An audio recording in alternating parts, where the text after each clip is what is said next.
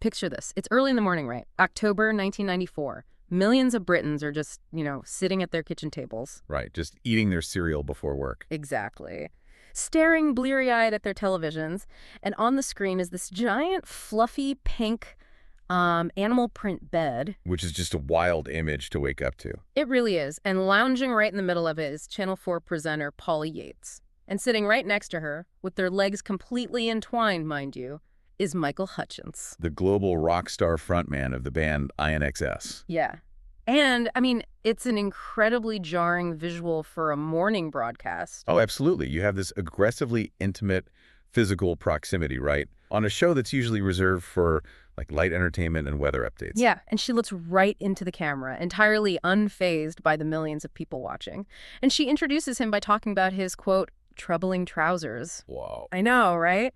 Then she openly states on live morning television that for the first time in her career, this is a guest she wants to have her leg over. It completely obliterated the boundaries of a standard promotional interview. Right, it wasn't just a cheeky joke. No, what the viewers were witnessing wasn't a presenter doing her job.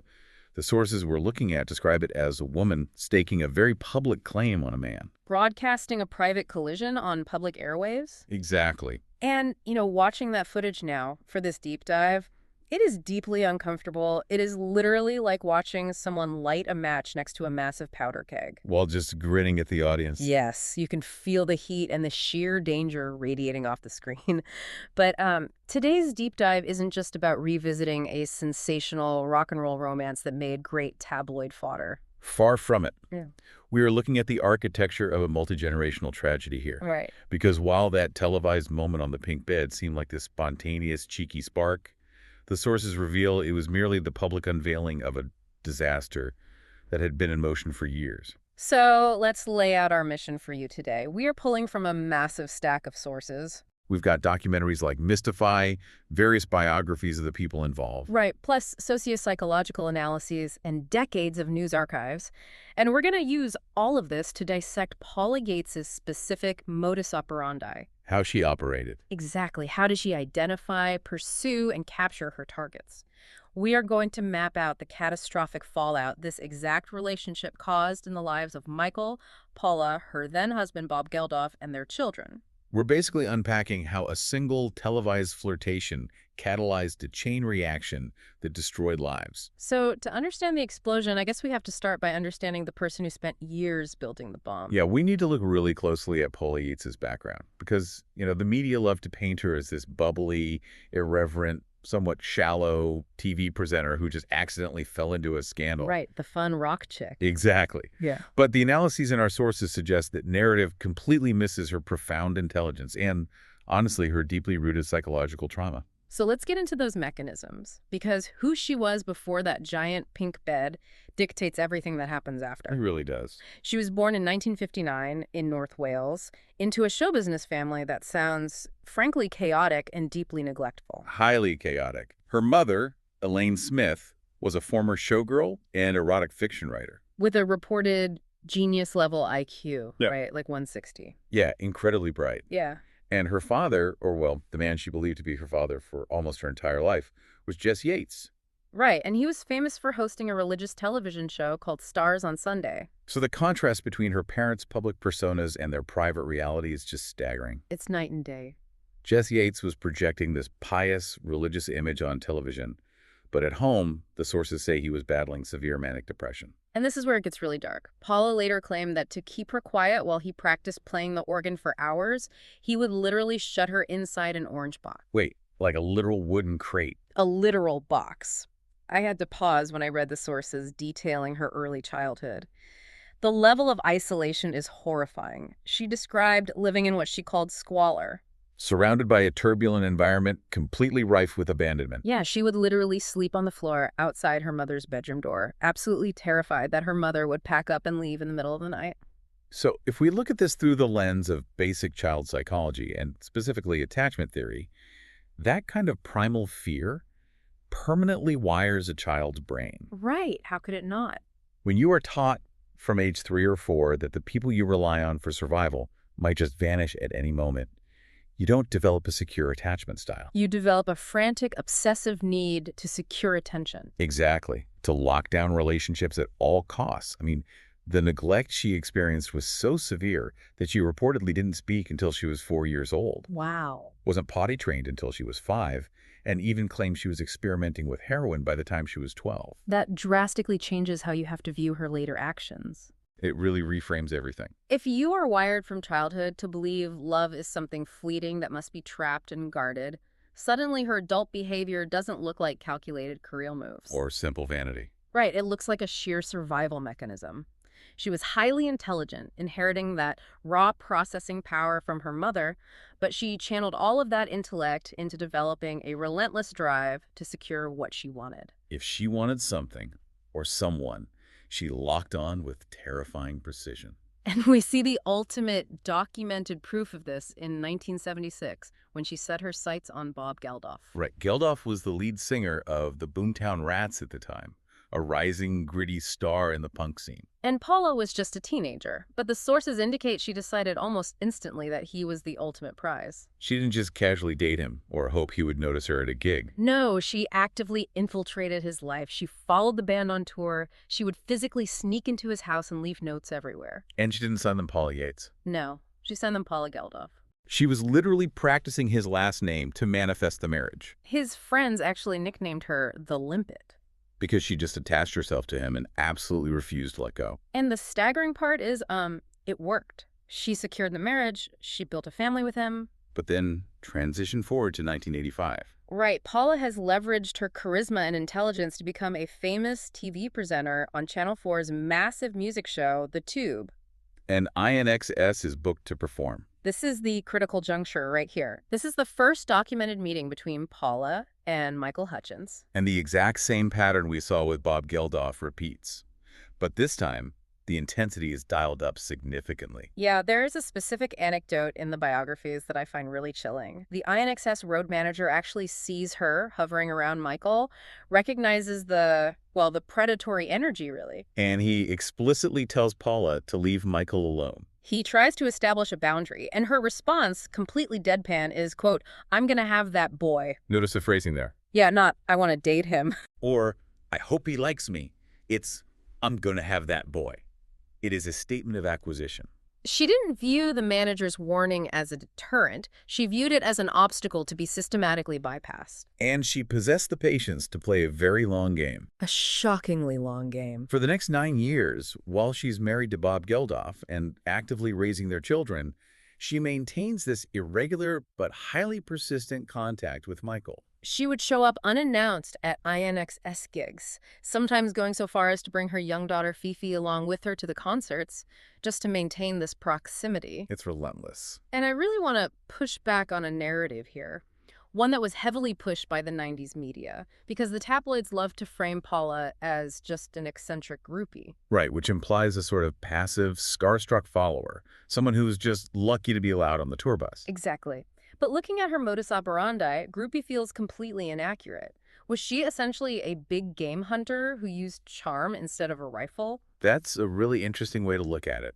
Right, like in the highly male-dominated 80s rock world, where women were mostly treated as disposable backstage accessories, was this her way of claiming total agency, treating massive rock stars like trophies to be hunted and mounted on the wall? I mean, the socio-psychological analyses we're drawing from suggest that hunter might even be too passive a word. Really? Yeah, the sources say she was an architect of her own reality. The psychological data we have on her behavior shows she didn't just hunt. She terraformed the environment around these men until they had nowhere else to go. Wow. Terraformed. She cultivated a highly specific public persona that she proudly called her steaming Jezebel character. It was a weaponized sexuality. And understand how calculated this was. You just have to look at her decision to pose nude for Penthouse magazine inside the Reform Club. Oh, yeah. That was massive. For our listeners who might not know, the Reform Club is this ultra-elite, historically conservative gentlemen's club in London. It is the absolute bastion of stuffy upper-class male privilege. So going into that specific building, stripping down, and posing for a men's magazine wasn't just about taking a sexy photo. No, it was a massive, deliberate middle finger to the patriarchal establishment. It was an act of aggressive rebellion.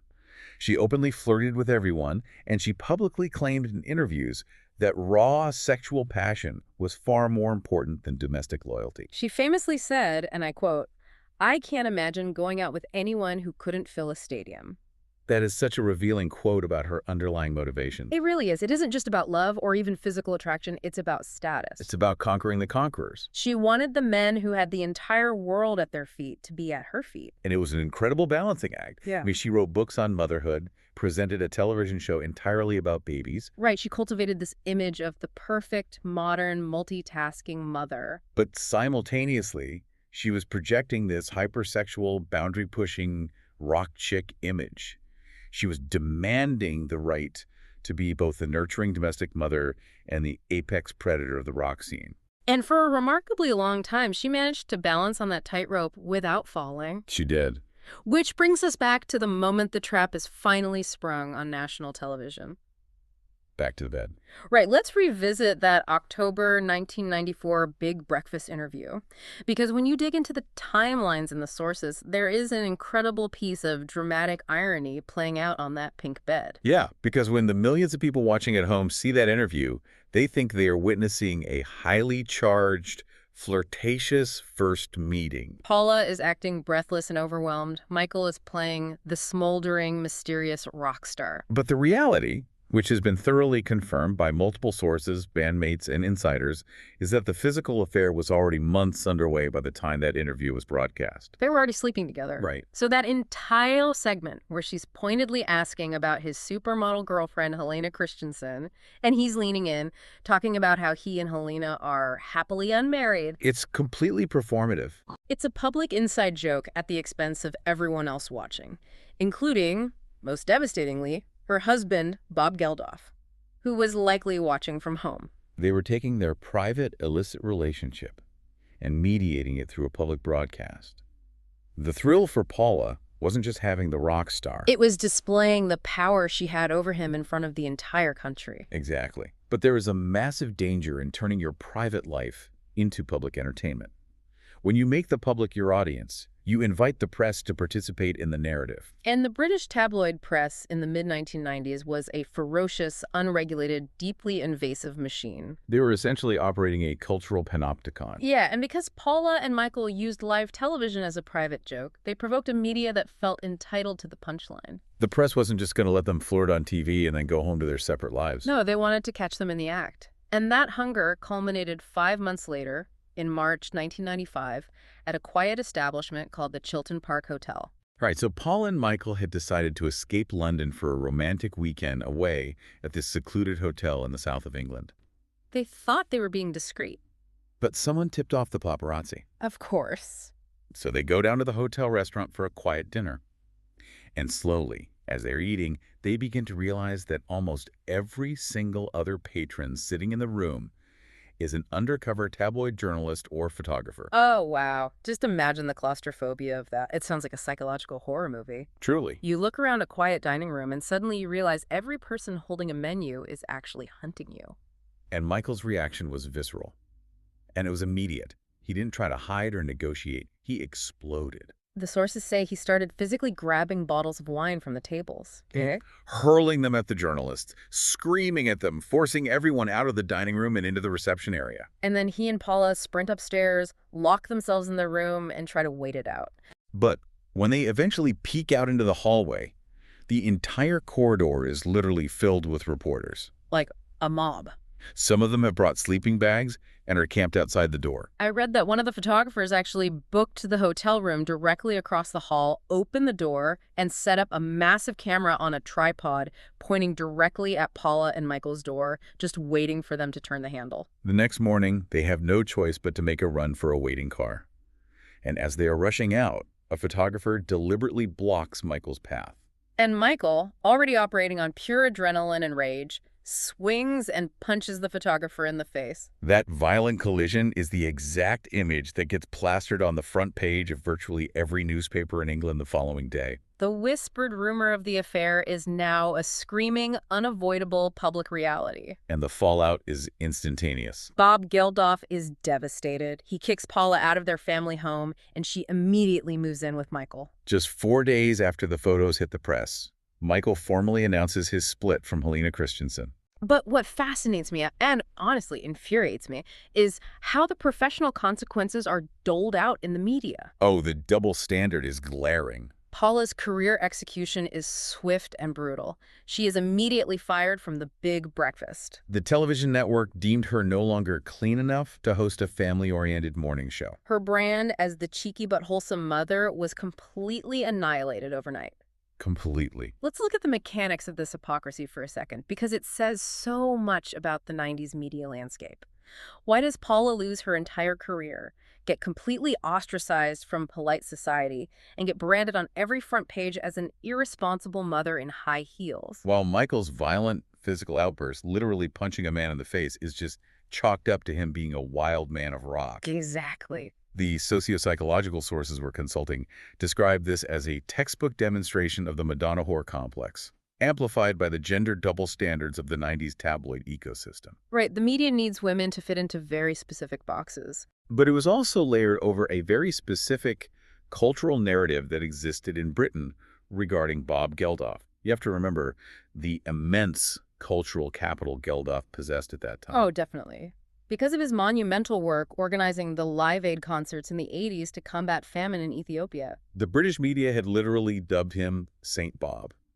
He was viewed as a secular saint, a completely untouchable humanitarian hero. So the mechanics of the outrage meant that by betraying St. Bob, Paula wasn't just a woman cheating on her husband. No, she was committing a cardinal sin against a national treasure. She was insulting the country's hero. The media narrative instantly polarized into this incredibly reductive binary. You had St. Bob, the aggrieved, stoic, noble father, versus sinner Paula, the reckless, sex-obsessed Jezebel who destroyed her family for a thrill. And the language used against her in the press was intensely misogynistic. The analyses of the news archives point out how they criticized her for wearing short skirts, they mocked her for having breast enhancement surgery. Every single aspect of her agency and appearance was weaponized to frame her as an unfit, degenerate mother. While Michael, on the other hand, was playing perfectly into the established archetype of the male rock god. Throwing wine bottles and punching paparazzi didn't ruin his brand. For the music press and the tabloids, it confirmed his authenticity. The public eagerly bought into that wild rock star narrative. But the sources reveal that the reality of Michael's mental state at that time was so much darker and so much more complex than just a musician acting out. Significantly darker. Because you have to ask, why did Michael Hutchence, a global rock god, currently dating one of the most beautiful supermodels in the world, seemingly at the absolute peak of his life, fall so hard into Paula's chaotic, demanding orbit? To understand this, we have to look at the physical mechanics of his brain. We absolutely do. The vulnerability Michael brought into this relationship wasn't just emotional, it was intensely neurological. The fundamental turning point for Michael's entire life, and this is something Richard Lowenstein's documentary Mystified does an incredible job of bringing to light, happened long before the pink bed. Right. It happened in August 1992 in Copenhagen. So let's walk the listener through the Copenhagen taxi assault, because the sheer physics of what happened to him that night dictates the rest of his life. Okay, so Michael and Helena Christensen were out riding bicycles late at night in Copenhagen. Just a normal evening. Yeah, they were on a narrow street, and a taxi came up behind them. Michael, perhaps being stubborn or just not realizing the danger, refused to move out of the way. And the taxi driver stopped, got out of the car, and aggressively confronted Michael. The driver pushed him so hard in the face that Michael was knocked unconscious before he even hit the ground. Wow. He fell straight backward like a felled tree, and the back of his head struck the solid concrete pavement with tremendous force. He suffered a massive fractured skull. And the tragic part is he didn't seek medical attention immediately, did he? No. Helena described him waking up in a pool of blood, completely disoriented, incredibly angry, and aggressively refusing to go to a hospital. He just went back to his hotel room and stayed in the dark for days. That refusal of immediate treatment allowed the brain swelling to go completely unchecked. And the resulting brain damage was catastrophic.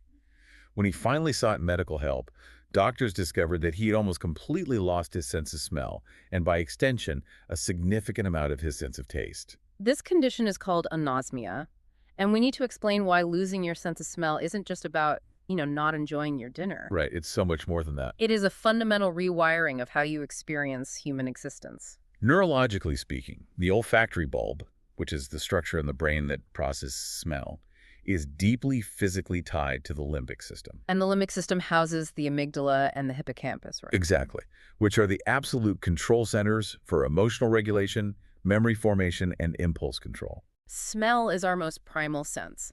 It dictates how we bond with people, how we perceive comfort, how we trigger nostalgia. So when Michael's olfactory bulb was damaged by the sheer physical trauma of his brain hitting his skull, it didn't just kill his ability to smell coffee. It fundamentally altered his brain chemistry and his entire personality. The sources are full of quotes from his bandmates and friends, noting an immediate, terrifying change in his demeanor. He wasn't just sad. He became suddenly aggressive, erratic, and suffered from incredibly deep, dark periods of depression. He was put on heavy doses of Prozac to try and stabilize him. His INXS bandmate, Gary Beers, recalled a genuinely terrifying incident during a recording session in 1993. Oh, the knife incident. Yes, where Michael suddenly brandished a knife and threatened to kill him. That is not just a rock star having a tantrum. No, that is a severe neurological crisis. He had lost his frontal lobe impulse control. He was a man in profound distress, grappling with a traumatic brain injury that he was actively trying to hide from the public and his fans. He felt entirely disconnected from the world because he could literally no longer physically sense it the way he used to. And on top of that neurological trauma, you have his deeply rooted psychological background. Michael was a child of a bitter, fractured divorce. He had spent his entire adult life traveling the world, living out of suitcases in sterile hotel rooms. Surrounded by the absolute superficiality of global fame. More than anything, he was desperately craving domestic security. He wanted something grounding. So when Paula Yates enters the picture, she isn't just a fun, flirtatious TV host to him. I want to frame his mental state using this analogy. Think about it this way. After the brain injury in Copenhagen, Michael was like a massive ship with a completely broken rudder. Adrift in open water. Yes, taking on water fast, navigating through a thick fog of neurological depression and uncharacteristic aggression. And then, through the fog, he sees Paula. And Paula looked like a safe, ready-made harbor. She had 3 daughters. Fifi, Peaches, and Pixie. She had a beautiful home in London. She had a routine. She had breakfasts and school runs. But the horrific, tragic irony is that this safe harbor he was steering toward was actually a Category 5 hurricane. That captures the dynamic perfectly.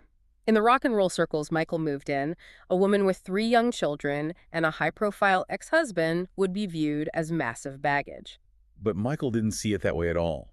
He looked at Paula's daughters as a ready-made family unit that he could just slot himself into. It represented instant comfort and security. Furthermore, Paula offered him entry into a world he deeply, almost desperately desired to be part of. The world of intellectual credibility, because despite being a global rock star, he felt insecure about his intellect, right? Yes, the sources note he felt he wasn't taken seriously. But Paula was highly connected in elite British artistic, literary, and cultural circles. Through her, Michael wasn't just hanging out with groupies. He was suddenly dining with people like Nick Cave. Whom he deeply idolized as a serious artist. And Bono. Paula was his passport into a realm where he was taken seriously as an intellectual, not just a sex symbol. He was absolutely intoxicated by that validation. So if you step back and look at the board, you have a man with a physically damaged brain, suffering from severe depression and lacking impulse control, desperate for a family and intellectual validation. And he's being relentlessly pursued by a highly intelligent woman whose proven modus operandi is locking onto her targets and terraforming their lives until they belong to her. It was a perfect, devastating collision. And that collision brings us to the downward spiral. Because how does this illusion of a safe harbor turn into a toxic, rapidly escalating nightmare? It seems to start with the birth of their daughter in July 1996. They name her Heavenly Hirani Tiger Lily. From the outside, you would think, okay, here's the culmination of their struggle. Right. Here's the biological family Michael always wanted. Here's the baby Paula blew up her marriage to have. This should be the moment the chaos subsides and they settle into peace. But the reality of domestic life fractures the fantasy almost immediately. Because Michael, despite genuinely craving a family, was fundamentally unsuited to the quiet, mundane reality of domestic life in London. His brother, Hutchence, noted in interviews that Michael was never going to be that tame, slippers-by-the-fire husband. He would go out to the pub with Nick Cave and just complain endlessly about, quote, the missus and the family and the noise of the kids.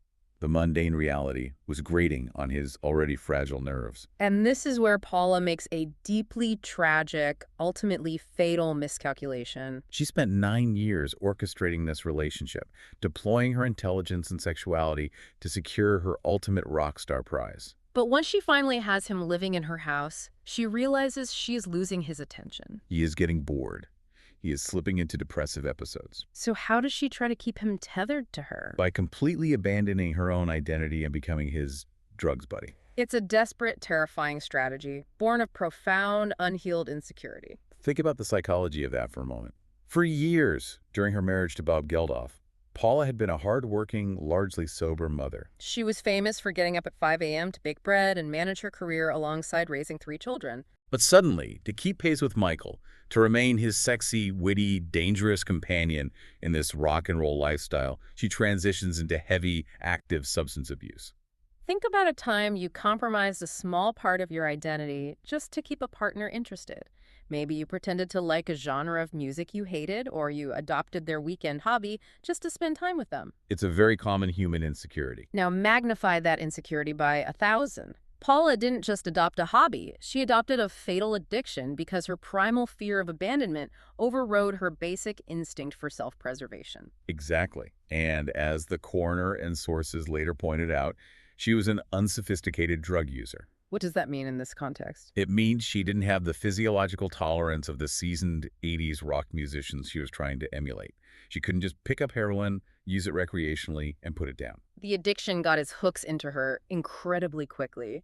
So the steaming Jezebel persona was really just emotional camouflage. A hyper-confident, aggressive mask, hiding a terrified little girl who was still sleeping outside her mother's door, terrified of being left behind. When she sensed Michael slipping away into the darkness of his brain injury, she panicked. She tried to join him in the dark, thinking that a shared, secretive addiction would forge an unbreakable bond between them. Instead, it accelerated the destruction of the very family unit she built. Which leads us directly to the devastating catalyst, the Smarties tube incident. This is the moment the facade completely collapses. A few months after Tiger Lily's birth, one of the nannies working in their London home makes a discovery. Hidden underneath Michael and Paula's bed, she finds a bag of opium. Tucked inside a cardboard tube of Smarties, which, for the benefit of our listeners outside the UK, isn't the little cellophane wrapper of sugar pills you find in the US? No, it's a large cylindrical cardboard tube meant to hold chocolate candies. Hard drugs hidden inside a child's brightly colored candy tube. You literally could not invent a more devastating visual metaphor for the corruption of their domestic life. The drugs had literally infiltrated the children's environment. Along with the opium, the nanny found highly explicit Polaroids of the couple. The police were called and involved. Ultimately, criminal charges were dropped due to a lack of definitive evidence. The couple aggressively claimed the drugs were planted by a vindictive employee. But in the court of public opinion, and more importantly in family court, the damage was absolute. Bob Geldof, quite understandably acting to protect his 3 daughters from a household where hard drugs were being found under the beds, uses this incident to launch a fierce, immediate legal battle. And he wins. The court grants Geldof temporary custody of Fifi, Peaches, and Pixie. This is the moment the trap Paula built finally snaps shut entirely on her. She loses the 3 older children that she had centered her entire domestic identity around. And simultaneously, Michael is contractually forced to return to Australia. To rehearse for a massive 20th anniversary tour with INXS. So Paula is left behind in the UK. Trapped by the ongoing, vicious custody battle, legally unable to leave the country with Geldof's daughters. And physically separated from Michael. The structural pressures at this moment are compounding from every conceivable angle. The British media is hounding them mercilessly. Paparazzi are literally climbing through the windows of their London home to get photos of the quote-unquote junkie mother. The legal and financial strain of the custody battle is mounting astronomically. Paula is separated from her older children, spiraling deeper into addiction alone. And Michael is separated from Paula and his infant daughter Tiger Lily, thousands of miles away. Trying to front a global rock band while suffering from untreated brain damage, deep isolation, and a heavy, documented reliance on Prozac, alcohol, and cocaine. It is a pressure cooker with no release valve. And this brings us to the tragic climax. November 1997. We are in Sydney, Australia. I want to walk the listener through the timeline of those agonizing final days. Because the tension reaches a fatal boiling point. The one thing keeping Michael functioning during the tour rehearsals in Sydney was the plan that Paula was going to bring all the children, baby Tiger Lily and the 3 older Geldof girls, to Australia for a holiday during the tour. It was the light at the end of his tunnel. But on the night of November 21st, Paula calls Michael in his room at the Ritz-Carlton Hotel in Double Bay. She has to deliver devastating news over the phone. Bob Geldof's attorneys have successfully blocked her from taking the older girls out of the UK jurisdiction. The trip is canceled. None of them are coming. Paula later recalled in interviews that upon hearing this, Michael was plunged into an absolute howling despair. He told her through tears, "I don't know how I'll live without seeing Tiger." Think about the neurological state we discussed. He was a man who already felt he had lost control of his own mind due to the brain injury. And now he realized he had entirely lost control of his family and his future. The final hours of his life, stretching into the early morning of November 22nd, are a harrowing, documented sequence of desperate, erratic phone calls. He calls Bob Geldof in London in the early hours. Geldof later testified at the inquest that Michael's tone was hectoring, abusive, and physically threatening. A hotel guest, staying in the room directly next door to Michael's, reported hearing a loud male voice swearing, shouting, and violently arguing.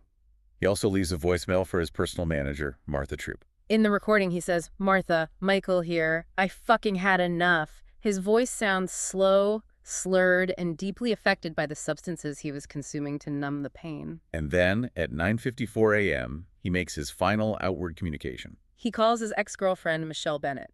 Despite their breakup years prior, she remained one of his closest, most trusted confidants.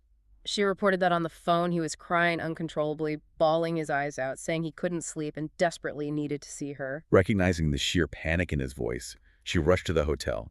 She arrived at his door around 10:40 a.m. and knocked loudly. But got no response. Assuming that the exhaustion had finally overtaken him and he had fallen asleep, she slipped a note under the door and left the hotel. But the terrible truth was already unfolding. At 11:50 a.m., a hotel maid enters room 524 to clean. And she discovers Michael's body. He is found naked, kneeling behind the heavy wooden door, having taken his own life by hanging with his snakeskin leather belt. He was just 37 years old. It is a devastating, brutal end. The subsequent coroner's report was exhaustive and absolutely definitive. It was ruled as suicide while severely depressed and under the influence of alcohol, cocaine, and prescription Prozac. There was no suicide note found in the room, just a profound, tragic finality. Now, we have to examine Paula's immediate reaction to this news. Because it is crucial to understanding the total collapse of her psychological state. Imagine the sheer, crushing weight of the cognitive dissonance Paula is experiencing the moment she is told he is dead. To accept that Michael deliberately committed suicide meant she had to accept a horrific truth. The life she blew up her entire world to build, destroying her marriage to Bob, losing custody of her 3 daughters, enduring years of horrific media abuse, fundamentally altering her own identity, wasn't enough to keep him alive. Her harbor didn't save him. Her mind simply could not and would not process that level of guilt and failure. So, as a pure defense mechanism, she invents an alternative reality. Almost immediately, she aggressively begins pushing the narrative to the press and the public that Michael absolutely did not intend to die. She claims it was a tragic freak accident caused by autoerotic asphyxiation gone wrong. She repeatedly tells journalists that Michael loved her and his baby daughter too much to ever willingly leave them. Which directly contradicts the reality she knew. She had previously told police investigators about how highly distressed, weeping, and despairing he was over the custody battle just hours before he died. Yes, the contradiction was glaring. The police investigators, the coroner's office, and decades of later investigations, including Richard Lowenstein's interviews with everyone present that day, entirely and unequivocally dismissed the autoerotic asphyxiation claim. As Lowenstein bluntly pointed out the absurdity of the theory, human psychology does not dictate that you call your ex-girlfriend sobbing your eyes out, begging for help because you were in immense pain, and then 20 minutes later decide to engage in a deadly, solitary sexual game. The claim was a sheer coping mechanism for Paula. It was a psychological shield constructed against unbearable, world-ending guilt. But a psychological shield made of denial can't protect you from reality forever. And Michael's death does not end the tragedy. It merely acts as an accelerant, leading us into the final, darkest segment of our deep dive. The aftermath. Paula's complete collapse and the heartbreaking multi-generational toll. The 3 years following Michael's death, stretching from late 1997 to 2000, are universally described by journalists and friends as the lost years of Paula Yates. Her psychological fragmentation, already underway, became absolute. She described herself in rare interviews as going completely mad with grief. And as if the grief of losing the love of her life wasn't enough to break a human being, the universe hits her with a completely identity-shattering bombshell in December 1997. Literally just weeks after Michael's funeral in Sydney. A persistent tabloid rumor forces her to undergo a DNA paternity test. And the results are made public. The test reveals that the man she thought was her father her entire life, Jess Yates, the man whose neglect formed her core attachment trauma, was not biologically related to her. Her actual biological father was a man named Huey Green, a rival television host whom she had grown up absolutely despising. It's almost too cruel to be true. One of her close friends said at the time, in the space of a single month, Paula has lost her future and her past. Every single thing she knew about herself, her family, and her identity was revealed to be a lie. The ground beneath her simply ceased to exist. This revelation triggers an era of increasingly erratic, deeply macabre behavior. She gets into a bitter, highly publicized feud with Michael's parents and his half-sister over his estate and his remains. Eventually, Michael's ashes are split into thirds. Paula takes her portion back to London. And in a detail that speaks to the depths of her unspooling mind, she sews his ashes into a small sequin pillowcase, dresses the pillow in Michael's Gucci pajamas, and sleeps with it in her bed every single night. She is desperately trying to physically hold on to a ghost. During this time, she also embarks on a highly destructive, brief affair with a man named Kingsley O'Keefe. He was a much younger, recovering heroin addict whom she had met while doing a stint in a rehab facility. And predictably, he later sells his story to the tabloid press for a massive payday. Specifically sharing intimate, humiliating details like discovering the pillow of ashes in her bed. It is just a relentless, daily, public degradation of her life. Ultimately, the British legal system intervenes one final time to protect the children. In October 1998, Paula permanently loses all custody of Fifi, Peaches, and Pixie to Bob Geldof. She is left living in a house in Notting Hill, trying to raise young Tiger Lily as a single mother. While battling severe, escalating heroin addiction and the crushing daily weight of public scrutiny and financial ruin. Which brings us to September 17th, 2000. It is a Sunday. Tragically, it is also her daughter Pixie's 10th birthday. Paula is found dead in her Notting Hill home. The coroner ruled it an accidental heroin overdose. According to friends, she had actually been clean for a little while, making a genuinely earnest effort to get her life back on track and be a mother to Tiger. But the pain became too much, and she relapsed. And because her physiological tolerance had dropped during her period of sobriety, what the coroner called an unsophisticated dose proved instantly fatal. And the most haunting, devastating detail of this entire saga: she was discovered dead with 4-year-old Tiger Lily alone in the house with her. That beautiful little girl was entirely orphaned, having lost her father to suicide at 16 months old and her mother to an overdose at 4 years old. The multi-generational burden of this tragedy is immense and hard to quantify. Bob Geldof, to his incredible credit, immediately steps in.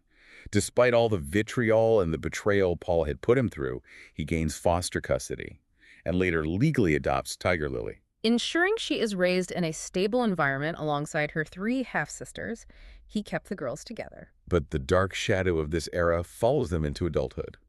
The sources detail how Tiger Lily reportedly lost the vast majority of her inheritance. Michael's estate was estimated to be worth around $36 million, but due to highly complex, opaque offshore accounting structures set up by his financial managers and years of exorbitant legal fees, she was allegedly left with just $900. There were reports of her living in a London squat at one point, completely cut off from the wealth her father intended for her. And from a socio-psychological perspective, we cannot ignore the tragic cyclical echo that occurred 14 years later.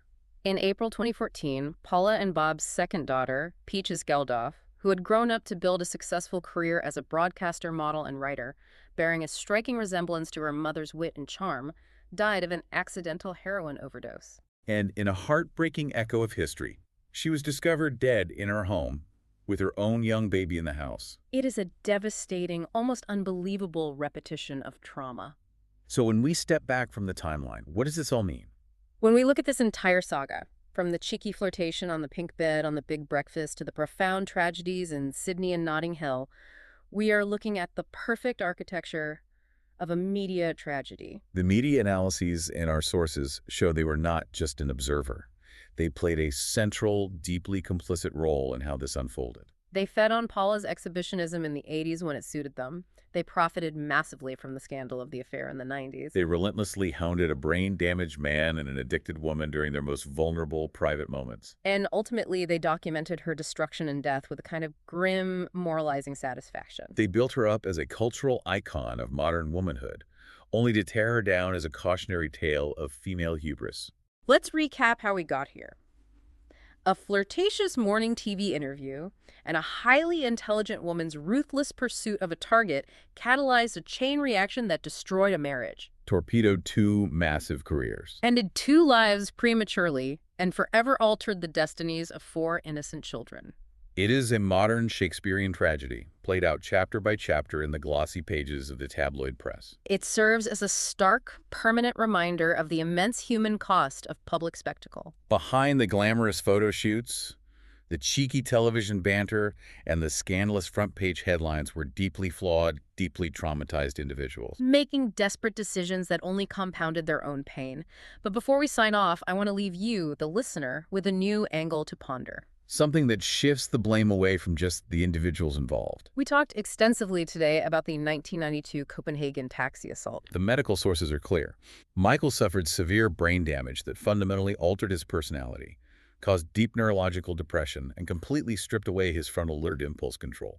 Yet the media, the public, the fans, and even the industry people around him just wrote his erratic, violent behavior off as the wild man of rock acting out. It fit the narrative they wanted to consume. So ask yourself this. If society didn't constantly romanticize the self-destructive rock star trope, if Michael's post-1992 aggression and depression were treated as the severe, life-threatening neurological crisis, they actually were requiring intense medical and psychiatric intervention rather than being used as cool tabloid fodder to sell records, could this entire domino effect of tragedy have been prevented before Paula Yates even invited him onto that pink animal print bed? It's a profound question that challenges how we eagerly consume celebrity pain as entertainment. Thank you for joining us on this incredibly intense exploration. We'll see you next time on The Deep Dive.